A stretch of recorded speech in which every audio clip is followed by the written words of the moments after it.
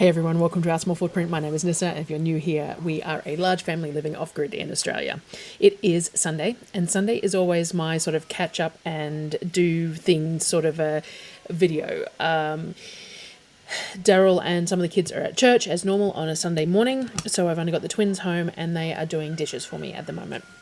I have some more kitchen stuff to catch up on, so I put a video out this morning that was some of the prep and lead up to going on the monthly grocery shop.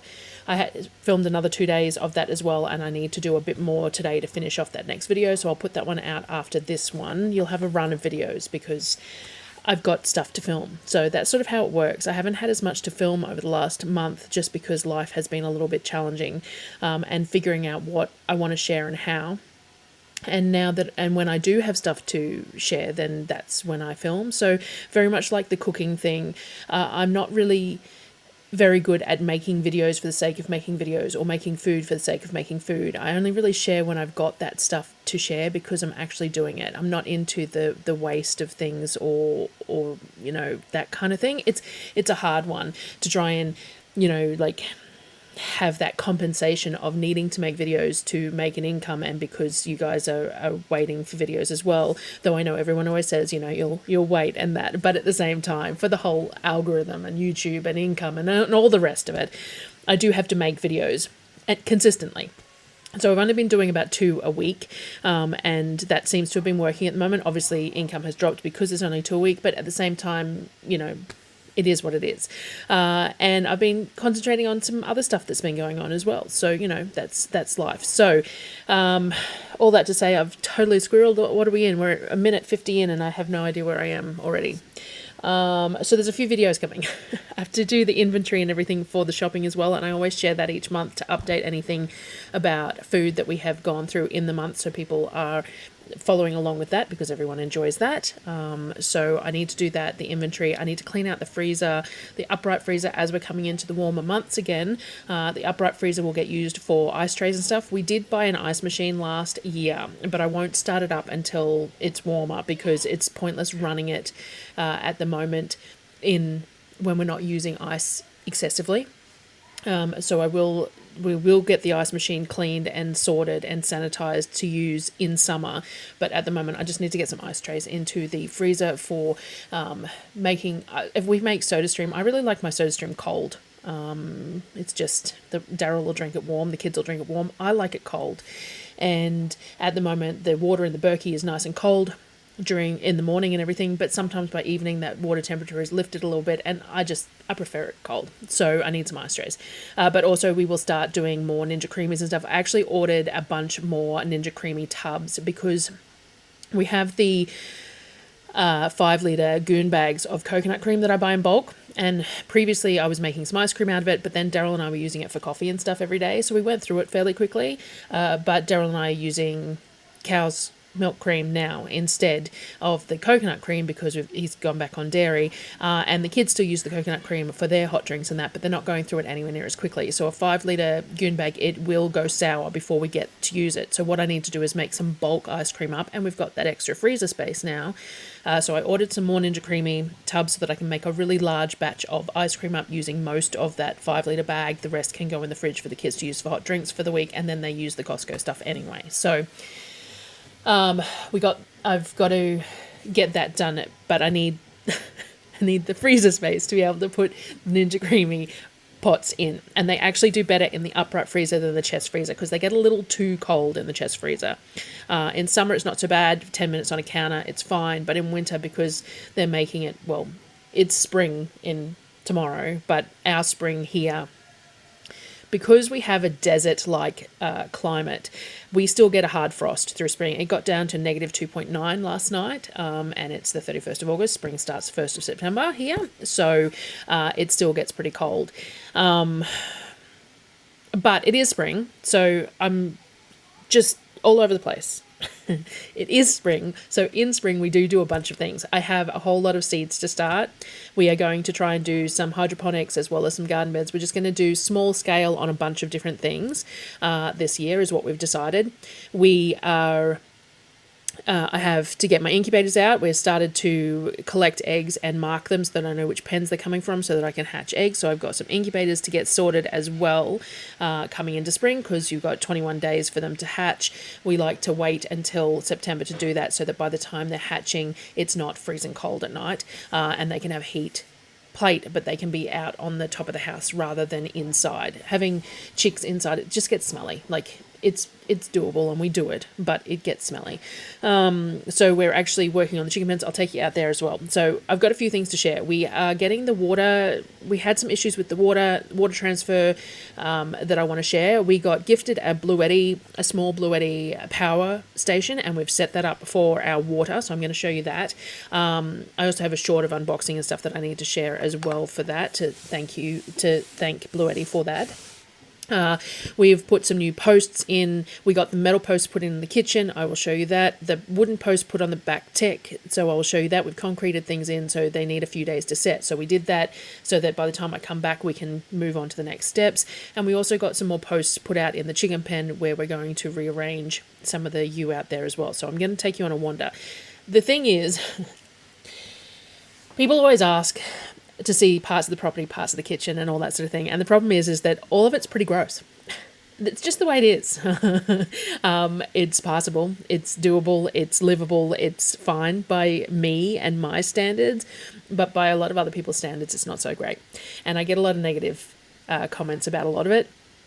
And whilst I'm pretty thick-skinned, it can be hard to take sometimes. So I will share as much as I can without, doing whatever. But everything is just such a construction zone at the moment. And I don't know if I mentioned, but they took away our community bins. So we don't get rubbish pickup here.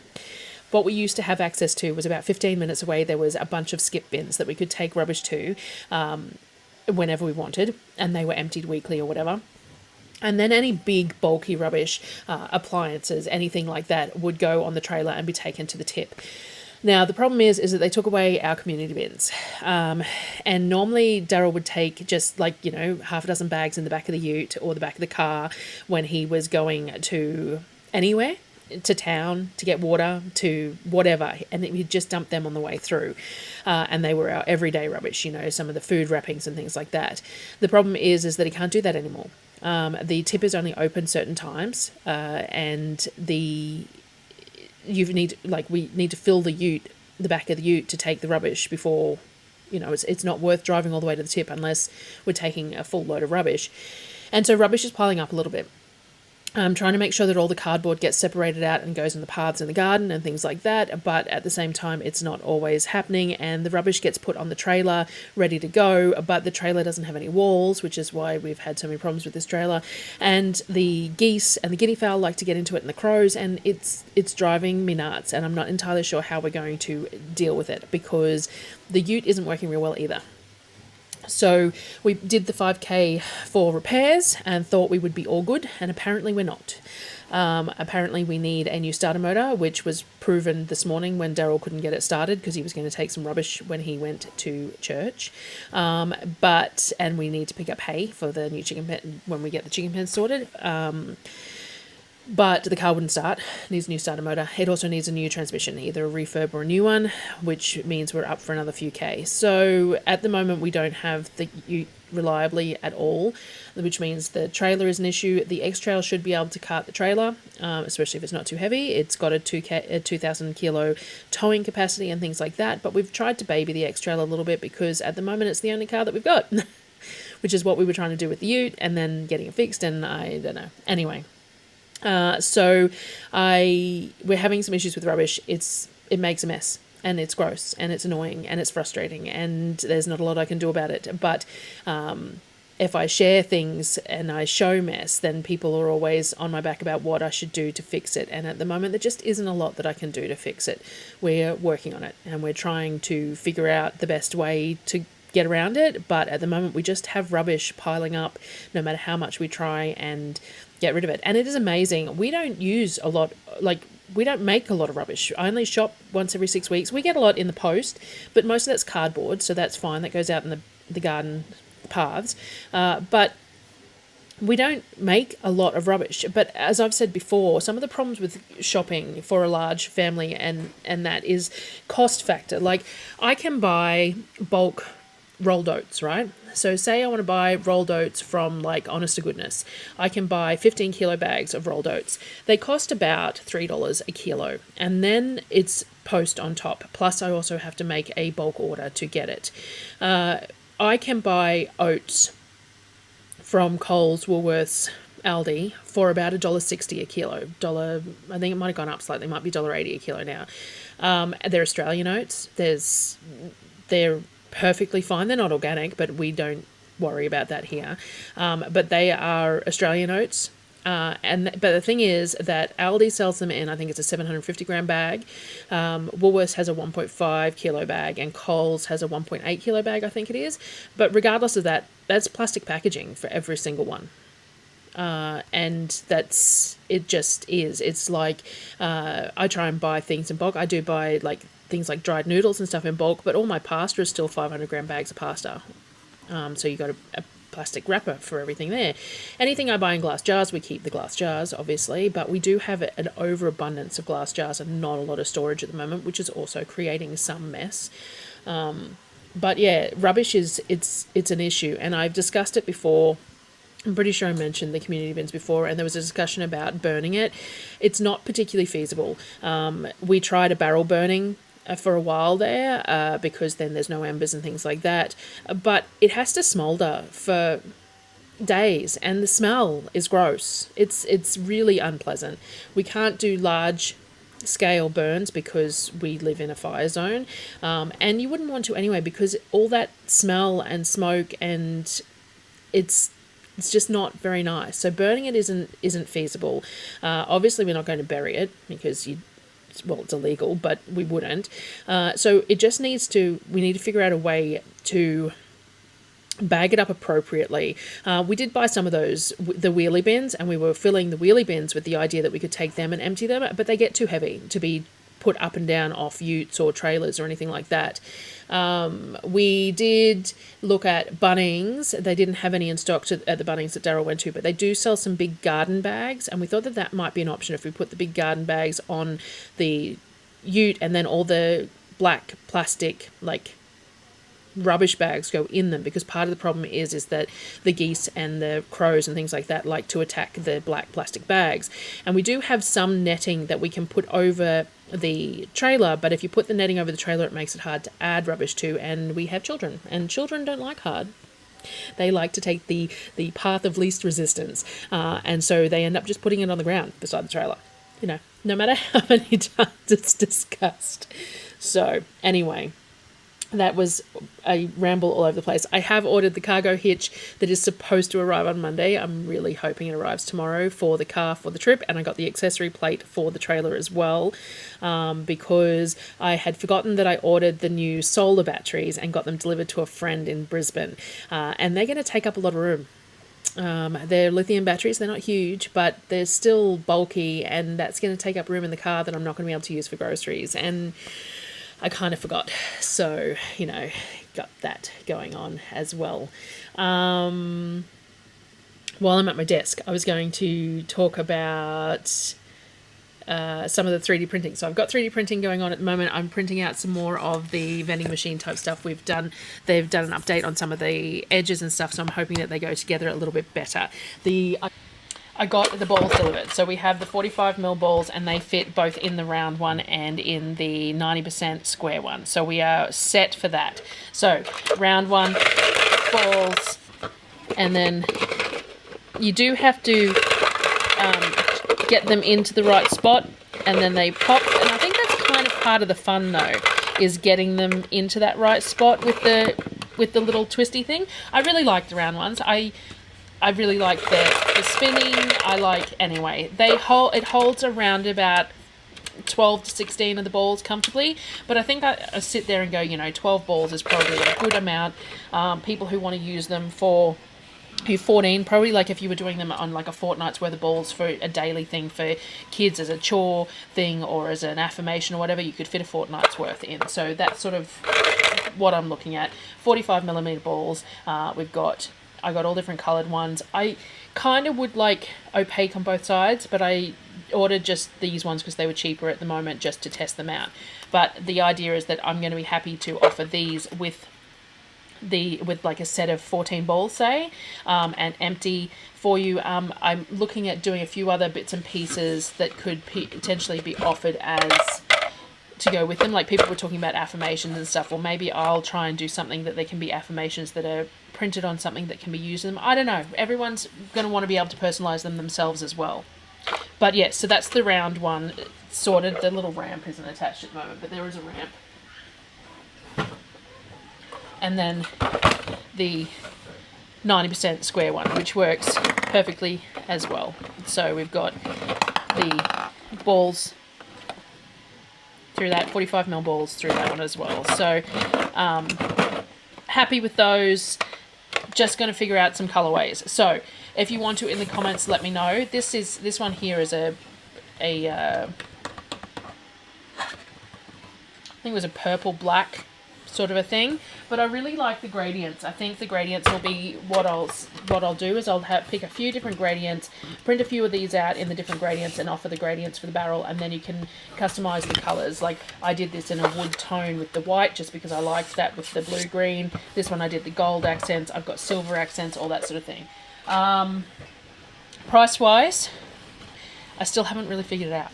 I will try and do that. As I said, I wanted the pre-orders to start this first week of September so that we've got plenty of time. Now, the other thing, though, is that Australia has ceased shipping it to America. There is a third party that we are potentially going to be able to use, and I have signed up, but it hasn't opened yet. So at the moment, Australia cannot post to the US anything that is a parcel, only letters. So that is going to cause some issues. We'll see. The other thing we were printing that there might be some interest in is these lightsabers. So these are toy lightsabers. They have the blades, handles. There's different options, different colors. This is a glow-in-the-dark red, so it looks red like this, but it also glows in the dark red. And then Kavik wanted a green one, and you can have the option of double-ending them as well, so they can be single or double. And this is a translucent green that he wanted, different handles as well. So there's a few options of these sort of things too that maybe people would be interested in, especially for Christmas time. The kids really enjoy them, so that was something else that we've been working on. All right. Before I get moving outside and everything else. Discord server is almost sorted. We're just doing some testing now before I share the link. That will be fun to have some more contact directly with people, create a bit of a community there, and have the ability to do some polls and questions that is easier to access. The membership on the YouTube page, thank you very much for everyone who has joined. I do get an $8 bonus for every person who joins up to 100 people until the 5th of September. So if you happen to have it in your budget to join even for just the month, then that will help me with that little bit of bonus, which is just gravy. It's always just nice to get money for, not doing a whole lot. And I know that that's how YouTube pulled me into doing a membership, is because of the bonuses, but it's always appreciated anyway. I got that pizza recipe up on the website, which was pretty good for me. And I'm trying to set myself a schedule of getting at least one recipe up a week. But at least with the Discord too, we might be able to share some stuff there and maybe get people to really push me to do certain things, to add certain things. So that's great. What else? I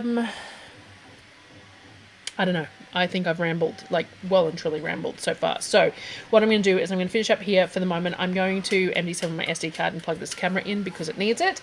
I'm going to get a couple of other things done inside, and then I will, once everyone else is home, I will go outside and I'll show you the Bluetti and the new water supply, the chicken pens and some of the posts and things like that, and update you on some of that, and then I'll think about anything else that I need to share for at that time as well.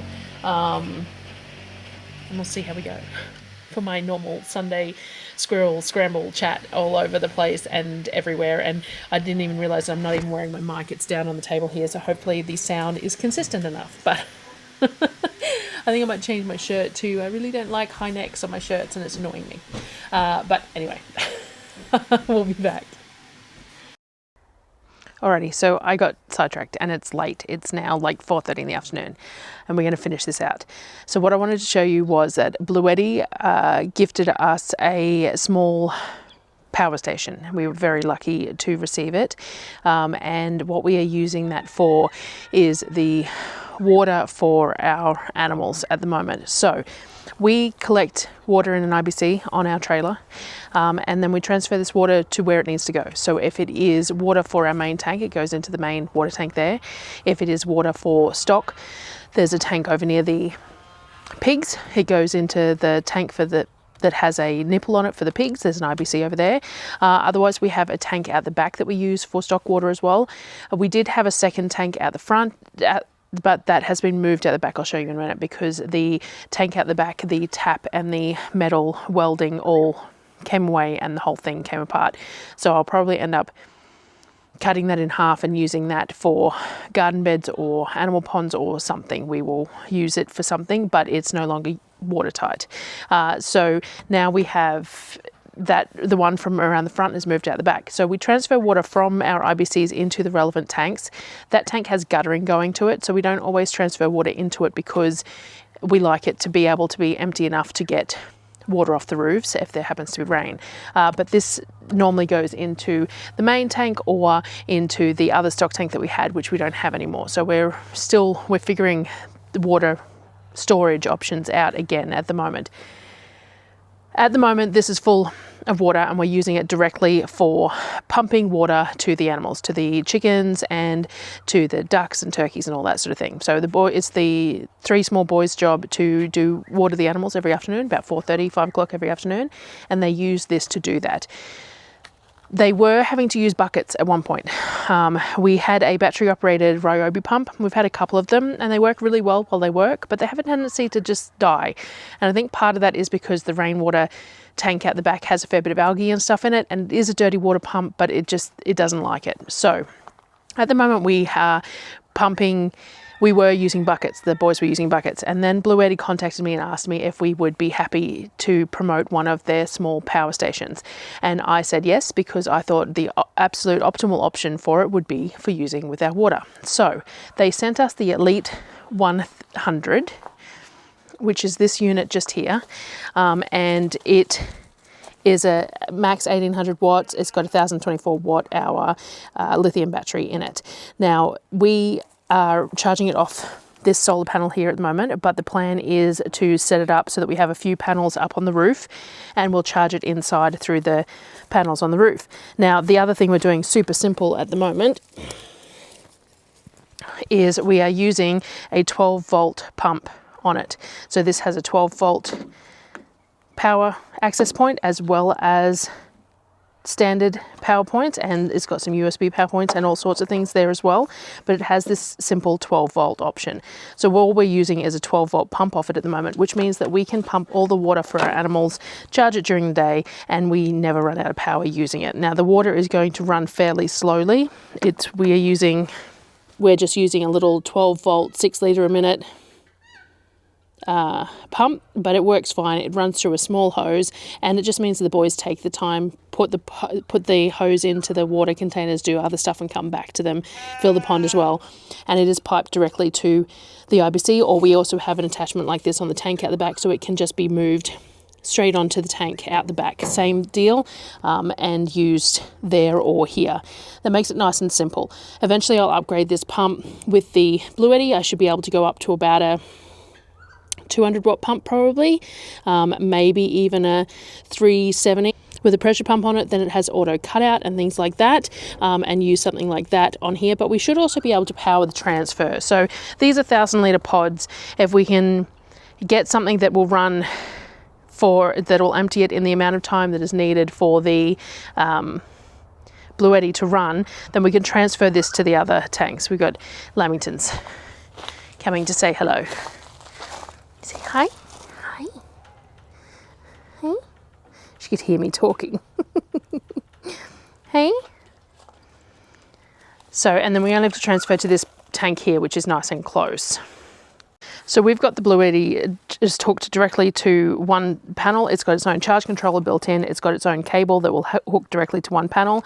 We will put a couple in series. The charge controller in this will tolerate 2 or 3 panels depending on the VOC of the panels into the system at the same time. So it depends on the state of your panels. Most of our panels are secondhand. They're pretty old. They've got a pretty high VOC, a pretty high amp, so we can't use too many of them. But it's a small battery anyway, and if we put them up on the roof, then it will charge. So we've been taking this inside every day at the moment. Eventually the plan is to have it sort of in this section of the wall here that we've got. Eventually we want to build this part in as well, but that's the new rooms attached to the buildings there.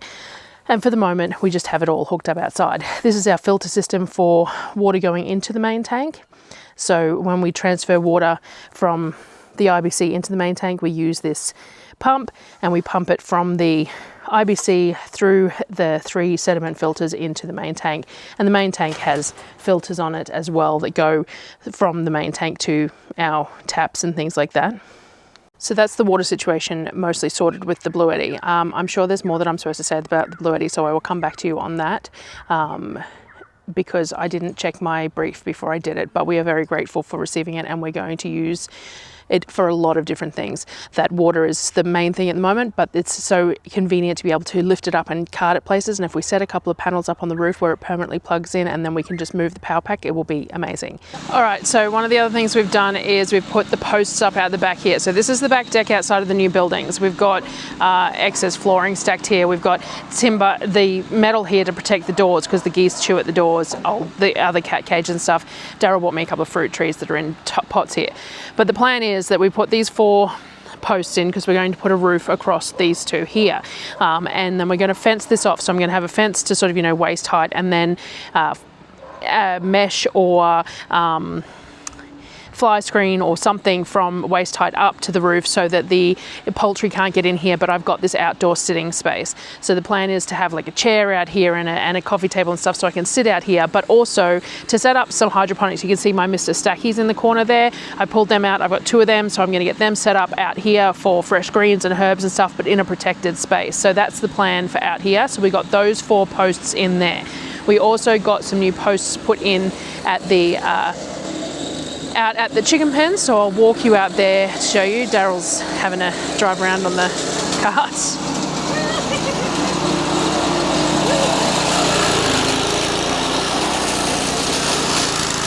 Before I show you out the back, I thought I'd show off the turkeys. So Darryl couldn't help himself, but anyway, I thought I'd show off all the baby turkeys. So we have all these baby turkeys that are from the 2 clutches that are getting huge quickly. So this pen is getting too small, which is partly why we're doing the extension, which I'll show you. But yes, we have lots and lots of many different coloured baby turkeys in here. And it's pretty amazing the variation in colours that we got. We did actually rehome one of our male turkeys, so that's so we've now only got the 2 females, 1 male, but then all these babies. So out the back of the chicken pen, so we have a big U of the chicken pens, and we ran out of space a little bit with a few bits and pieces of where we wanted to put things. We needed a couple more infirmary sort of pens for isolation and things like that, but also with all the new turkey babies, they need some space, and they need a bigger space and somewhere that they can go up higher because they really like to roost. So we started expanding.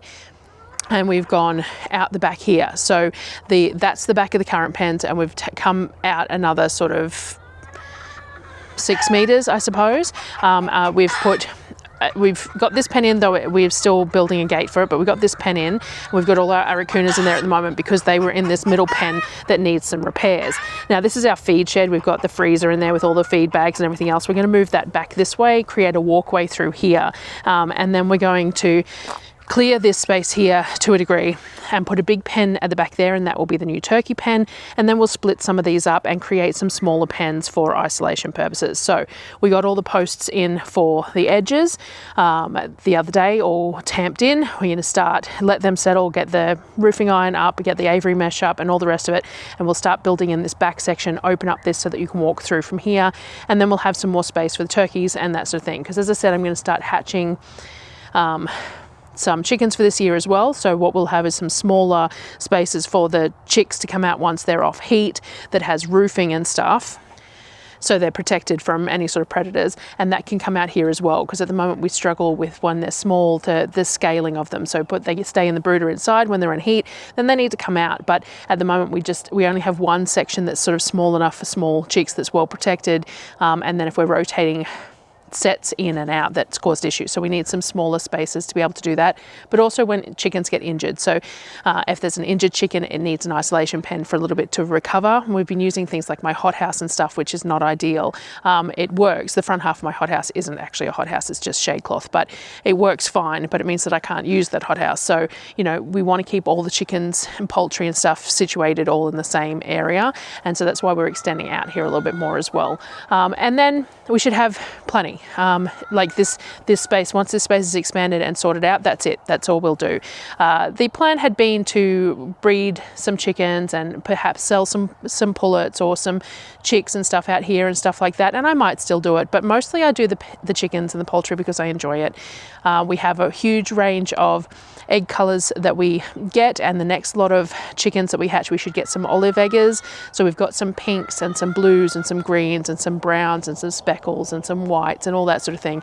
And so I'm expanding on that a little bit because I like a pretty egg basket. They all taste the same, but I like a pretty egg basket. And then if people are interested, we can start selling some chickens out here so that other people can have pretty egg baskets if they need some extra stuff. But otherwise, I'm not concerned, because realistically, we eat a lot of eggs. So we just breed chickens for eggs, and I offload some to neighbours when I need to. So we've done that.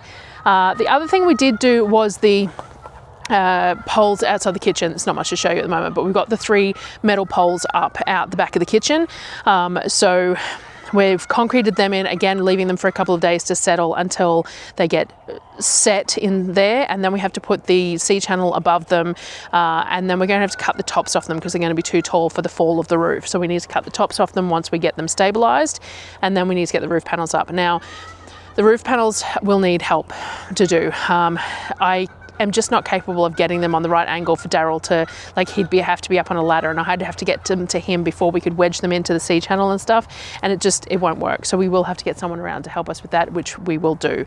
But once we've got the support bars up and things like that, then we're sorted for that. We can put the roofing up, and then the new roof's up, we can move the old roofing out, and we're going to use that as shades for the bathroom window and for the back of the where the main battery bank is. So we'll just put shade cloth on those framework, and they can just be shade for those spots. So we will still use them rather than just discarding them, and they will be for that.